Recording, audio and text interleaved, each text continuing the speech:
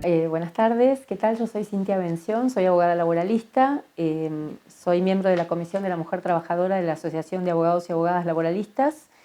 y bueno, trabajo en temas de género y derecho laboral desde hace ya varios años, con lo cual la convocatoria hoy a mirar un poco las normas laborales en perspectiva de género, bueno, es algo que podemos abordar así en profundidad o tirar los conceptos y los disparadores que puedan servir después para la reflexión o para un análisis más profundo. En principio quería acercar la idea de que mirar el mundo laboral en perspectiva de género es una mirada relativamente nueva. Es una mirada del siglo XX que permite advertir que el mundo laboral no se comporta de la misma manera según se trate de trabajadores varones o trabajadores mujeres o trabajadores de otros géneros. Mirar con perspectiva de género el mundo del trabajo es que, por ejemplo, cuando analizamos una norma, vemos que su aplicación práctica cuando se trata de un trabajador varón produce un efecto y cuando se trata de una trabajadora produce otro. El mundo del derecho laboral y el mundo laboral están estructurados en base a un trabajador ideal que es el trabajador varón, que es el trabajador que se incorpora al mercado de trabajo a una edad muy temprana, que permanece a lo largo de toda su vida y se termina jubilando o eventualmente se muere. Y durante todo ese tiempo acumula experiencia, acumula antigüedad, acumula salario y también jubilación. El caso de la trabajadora mujer es bien distinto. Las mujeres estamos sometidas a diferentes tipos de disrupciones a lo largo de nuestra vida laboral.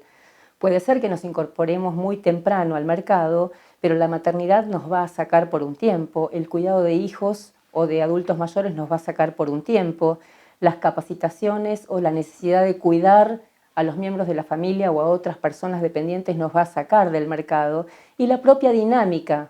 que excluye a las mujeres de determinados puestos de conducción o que las condena a un grado de precariedad mayor que al trabajador varón, también van a hacer lo propio.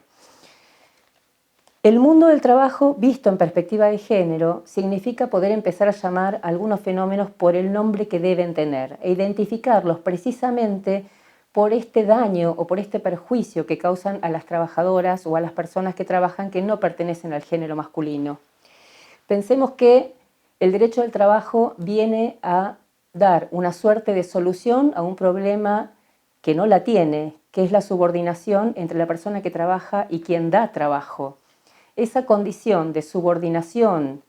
de la persona que solo tiene su fuerza de trabajo y que sí o sí para obtener un salario necesita someterse a otra, que es el que le puede dar trabajo, tiene un nombre y se llama hiposuficiencia. Es la característica de la relación del trabajo subordinado. Si miramos este fenómeno en perspectiva de género, vamos a poder advertir que la mujer que trabaja o la persona LGTBIQ que trabaja está sometida a una doble opresión, su condición de trabajadora y su condición de género. Con lo cual, mirando que es esto que decíamos que no es tan antiguo, todo el mundo laboral con esta perspectiva, se ha empezado a poner sobre la mesa que las situaciones de esta doble opresión que causan un perjuicio mayor deben ser reparadas por los jueces, deben ser tomadas en cuenta por los empleadores, deben ser consideradas por los sindicatos. No se puede ser neutral en este tema. Y así es que han aparecido figuras como el techo de cristal, el piso pegajoso, la segregación vertical y horizontal, el acoso laboral, una cantidad de figuras que aluden directamente a estos fenómenos de mayor desprotección y mayor vulnerabilidad a la que estamos sometidas las mujeres y los colectivos de la diversidad cuando ingresamos al mundo laboral. Decía entonces que tenemos un sistema normativo del mundo del trabajo patriarcal. ¿Qué quiere decir esto? Cuando pensamos en las normas jurídicas, y esto seguramente lo recordarán de la secundaria, pensamos en un orden jerárquico de las normas, desde una norma superior, que es la ley fundamental de la nación, la Constitución Nacional, hasta el contrato individual de trabajo, que es la ley particular que regula la relación entre una persona que trabaja y su empleador. En ese rango entre la Constitución y el contrato individual encontramos una cantidad de normas de diferente jerarquía que también contienen preceptos generales que regulan las relaciones laborales. Me interesa así centrarme en la Constitución Nacional, que es esta norma fundamental, en donde ya encontramos contenidos que se usan como sustento de la defensa de los derechos laborales en materia de género. ¿Por qué lo digo? Cuando se sancionó la Constitución Nacional no había una mirada de género, no era un tema que le preocupaba a la sociedad, no era una demanda de determinados colectivos. Sin embargo, porque esto es lo que pasaba en el mundo y esto es lo que pasaba desde la creación de Naciones Unidas,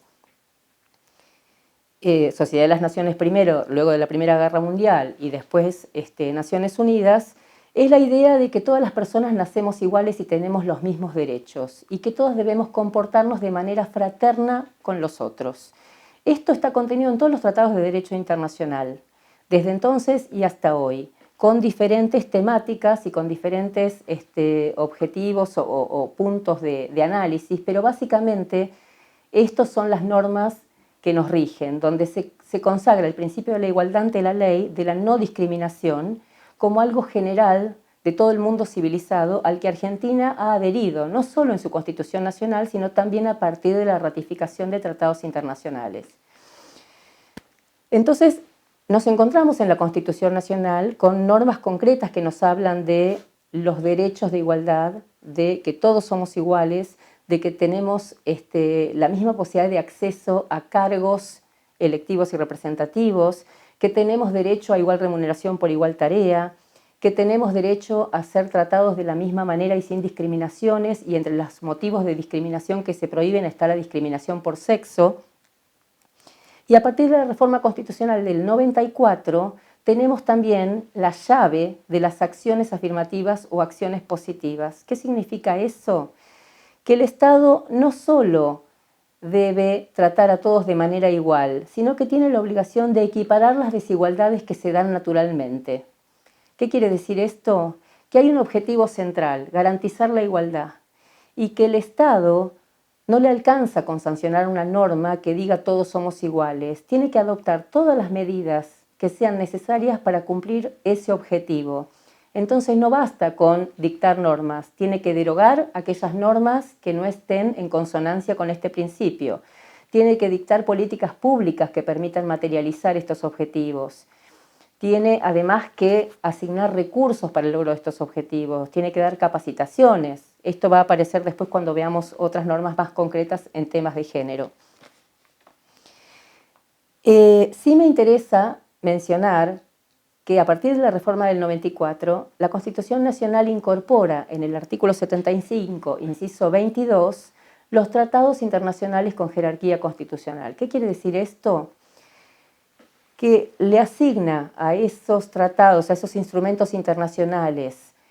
votados, discutidos y aprobados en Naciones Unidas o en otros organismos internacionales, como por ejemplo la Organización de Estados Americanos o la Organización Internacional del Trabajo, la misma jerarquía que a la Constitución Nacional. ¿Qué quiere decir eso? Que independientemente de lo que resuelva un gobierno o determinada política pública, existen tratados internacionales que obligan a los estados a que garanticen que los objetivos y los propósitos de esos tratados se cumplan. Lo digo porque en este listado que aparece en el artículo 75, inciso 22, incorporado a la Constitución Nacional, aparece la CEDAW. La CEDAW es la Convención para la Eliminación de todas las formas de discriminación contra la mujer. Este instrumento internacional se elaboró en 1979 en Naciones Unidas y es la primera vez que se dicta un tratado internacional y que se aprueba un tratado internacional donde se pone la mirada directamente en las mujeres. No se habla de género, en el 79 la CEDAW hablaba de sexo y no de género, pero sí define qué es discriminación contra la mujer y establece todas las obligaciones que tienen los estados que han ratificado este instrumento para que se cumpla la erradicación definitiva de la discriminación y para que se materialice esta prohibición. La CEDAW contiene un capítulo específico en materia de trabajo o empleo y establece todas las obligaciones que tienen los estados respecto de garantizarle a las mujeres el acceso al trabajo,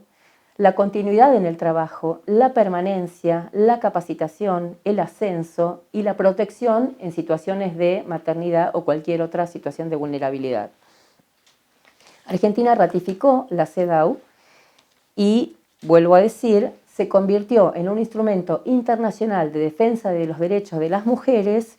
que en muchísimas sentencias laborales se cita y se utilizan sus fundamentos en la resolución de los casos, pese a que no es un tratado estrictamente laboral. Sin embargo, como habla de la prohibición de discriminación hacia las mujeres y desarrolla en todos los órdenes en que no se puede discriminar, incluido el orden laboral, ha servido para hacerle decir a los jueces que ese tratado internacional obliga al Estado argentino a no discriminar, ni en el acceso, ni en la permanencia, ni en el ascenso, ni en la capacitación, ni en el salario. Hay algunos fallos judiciales que probablemente hayan leído o hayan escuchado que dan cuenta de cómo esto se ha incorporado al derecho interno, prohibiendo, por ejemplo, a las empresas contratar con absoluta libertad y decidir a quiénes contratan. El derecho a la libre contratación, que también es un derecho que está en la Constitución Nacional, tiene ahí un límite concreto, que es: la empresa puede contratar a quien quiera, lo que no puede es discriminar cuando contrata. Entonces, a partir de este tratado internacional es que surgen fallos como Fredo, Cisneros y Borda, en donde se le dice a las empresas: hay un límite para la libertad de contratación y usted tiene obligación de no discriminar cuando realiza una búsqueda laboral. Son fallos referidos exclusivamente a poner un límite a la libertad de contratación, donde las búsquedas laborales están siempre orientadas a varones, lo cual perpetúa a la mujer en esta situación de precariedad y desempleo y de permanencia por larguísimos periodos en el desempleo, justamente porque a quien se privilegia como trabajador ideal es al trabajador varón, que es el que supuestamente, no solo porque sea un mito, sino que además tiene el correlato en todas las normas que reproducen esta idea de que es mejor que la mujer esté en la casa cuidando y el varón en la fábrica o en la empresa o en el banco o en la oficina, con lo cual de esta forma lo que se hace es, bueno, no puede la empresa elegir libremente a quién contrata si en esa elección hay discriminación. Y esto es lo que dicen los fallos. Tiene que haber, en todos los casos, de estos tres que mencionamos, un cupo mínimo que esté garantizado como para que accedan las mujeres. Voy entonces a mencionar también entre los tratados internacionales, no esta vez con jerarquía constitucional, pero sí ratificado por la Argentina, que es la Convención de Belén do Pará, la Convención para erradicar todas las formas de violencia contra las mujeres. En esta convención del año 94, que fue ratificada 2 años después por Argentina, también se define qué es la violencia contra las mujeres, se incluye como una forma de violencia el acoso sexual en el lugar del trabajo. Y también se hace una especie de plano, de programa de aplicación de los principios y en relación a las obligaciones que tienen los estados para garantizar que se cumplan. Una norma central en el mundo laboral o en el mundo del empleo privado en Argentina es la Ley de Contrato de Trabajo. Esta ley, que fue sancionada en 1974 y que lleva el número 20.774, es una ley que para su momento, 2744, es una ley que para su momento fue sumamente progresista en cuanto al enorme contenido protectorio para los trabajadores frente a los abusos de los empleadores. Digamos, es una ley que recopila todas las normas que habían sido producto de las conquistas en huelgas o en reclamos obreros y que se sistematizaron en un único cuerpo legal, que es esta ley, en donde básicamente lo que se crea es un sistema de equilibrios, justamente para poner una suerte de freno a esta capacidad del empleador de sancionar, de organizar el trabajo, de disponer sin límite de la jornada, con lo cual esta ley fue en su momento sumamente progresista por esto que digo. Sin embargo, reproduce estereotipos de género. ¿Qué significa esto? La Ley de Contrato de Trabajo tiene un capítulo dedicado al trabajo de mujeres. Si bien en su primera parte tiene una cantidad de principios que obviamente receptan lo mismo que decíamos antes en relación a los tratados internacionales, como la prohibición de hacer discriminaciones, la obligación de trato igualitario, El deber de seguridad que pesa sobre el empleador, que tiene que garantizar que la persona que ingresa al trabajo salga con el mismo estado de salud con el que ingresó, sin sufrir ningún tipo de menoscabo en su integridad. Todas estas normas establecen principios generales de protección que aplican a trabajadores y trabajadoras por igual. Sin embargo, ya sabemos que en la práctica esto produce efectos que no siempre son parejos. Y peor aún, tenemos el capítulo Trabajo de mujeres, en donde la mujer es tratada casi como un incapaz relativo en términos de derecho. ¿A qué me refiero? Cuando se habla de la protección de la mujer y de la función social de la maternidad, por ejemplo, lo que se hace es excluirla del mundo laboral durante su periodo fértil. ¿Por qué lo digo? Porque hay una cantidad de normas que lisa y llanamente mandan a la mujer a su casa. Este tema de, obviamente, la licencia por la maternidad, por maternidad y el tratamiento que la ley le asigna, en principio, más allá del lenguaje no inclusivo y de las nuevas formas de familias que hoy conocemos, y de la ley de identidad de género y todas las nuevas normas y realidades que nos obligan a una relectura de estos contenidos, la ley se refiere exclusivamente a mujeres y además no solo asigna a la mujer trabajadora que se embaraza una licencia obligatoria de 90 días, que podríamos discutir si es adecuada o no, sino que además crea lo que se llama el periodo de excedencia. Es la posibilidad de la mujer que una vez cumplidos los 90 días de licencia obligatoria por maternidad, permanezca un tiempo más al cuidado de los niños, por 3 o 6 meses según su antigüedad, pero que es un derecho que no está reconocido a los varones que trabajan. Con lo cual esto supone claramente que el varón ya tiene su licencia por paternidad, 2 días por nacimiento de hijo, y la mujer podría tomarse no solo esos 90 obligatorios, sino 3 o 6 más. Pero ¿cuál es el problema? Que esos 3 o 6 más son sin goce de haberes y sin cómputo de antigüedad. Con lo cual, acá tenemos nuevamente este impacto diferenciado y este perjuicio diferenciado donde no solo el papá no puede gozar de ese derecho si quisiera, y esto quedar librado a un acuerdo intrafamiliar, sino que además se la castiga a la mujer que es madre, poniéndola en una situación sumamente compleja entre optar por renunciar a la remuneración y quedarse con los niños o tercerizar el cuidado, a su vez asignando recursos económicos a eso. Algunas de las normas internacionales que también son claves en la resolución de los conflictos que se dan en el mundo del trabajo. Es fundamental mencionar a la Organización Internacional del Trabajo. En ese marco se han elaborado convenios internacionales que han sido en la mayoría los principales ratificados por Argentina y que también son de alguna medida líneas rectoras para la legislación nacional y para los jueces al momento de fallar. En estos convenios internacionales se han tomado temas concretos, muchos de ellos vinculados con el tema de las mujeres y la no discriminación, como el convenio de igualdad salarial o el convenio de trabajadores con responsabilidades familiares, el convenio de prohibición de trabajo nocturno, de protección de la maternidad y el recientemente elaborado convenio 190 de violencia y acoso en el mundo del trabajo, que seguramente se desarrollará cuando se trabaje el tema de violencia laboral. Estos convenios de la Organización Internacional del Trabajo forman también parte de nuestro derecho interno porque al ser convenios ratificados por Argentina son obligatorios, son de cumplimiento obligatorio y en general puede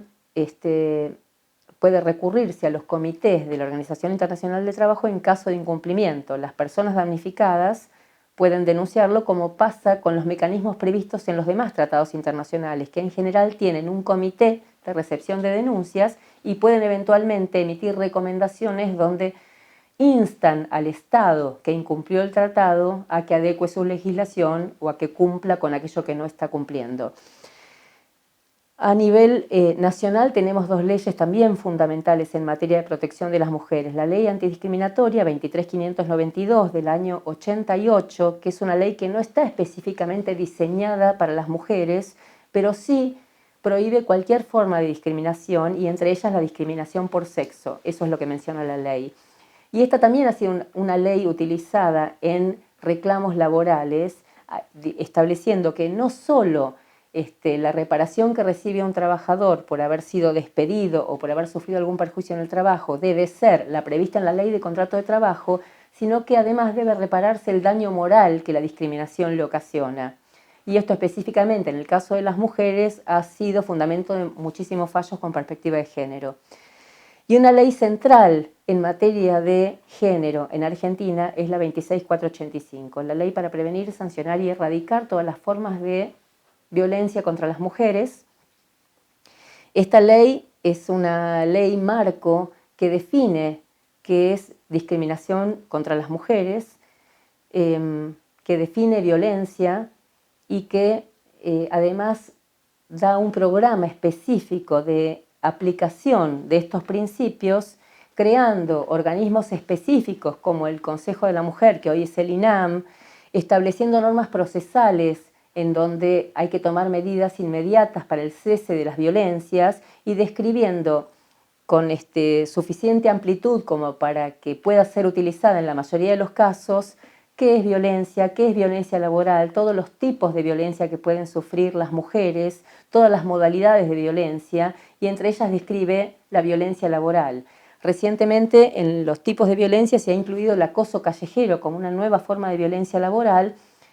con lo cual estas normas no son la foto fija de una época, sino que se van ampliando sus alcances cada vez más en función de los avances que se van consiguiendo en materia legislativa.